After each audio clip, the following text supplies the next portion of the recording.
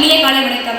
என் பெயர் சுமையா பேகம். நான் 9ஆம் வகுப்பு படிக்கிறேன். எனக்கு இங்கே கொடுக்கப்பட்ட தலைப்பு சுற்றுச்சூழல். சுற்றுச்சூழல் என்பதை தாமும் சுத்தமாக இருந்து சுற்றி இருக்கும் இடங்களை சுத்தமாக வைக்க வேண்டும். ஒரு ஊரில் நடந்த நிகழ்வுகளை நான் இங்கே கூறப்போகிறேன். ஒரு ஊரில் தண்ணீர் வற்றி கொண்டிருந்தது.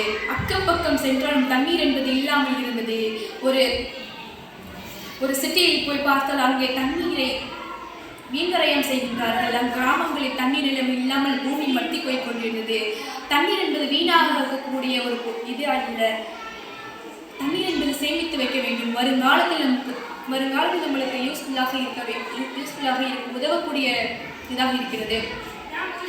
சுற்றுச்சூழலை நாம் சுத்தமாக வைத்து பிறர் இருக்கும் இடத்தை நாம் சுத்தமாக வைத்து நாமும் பிறர் சுத்தமாக இருக்கணும். மாசுபடுகிறது. தண்ணீரை சுற்றிருக்கும் இடத்தை சுத்தமாக வைக்க வேண்டும். மாசுபடுகிறது. தண்ணீர் வற்றி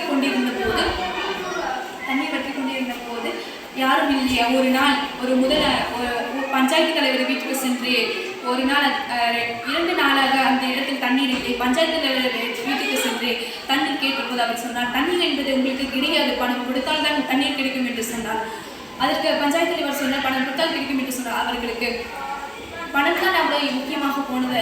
அது தண்ணீர் என்பது ஒரு உயிர் என்பது ஒரு கடவுளை போன்றதாகும்.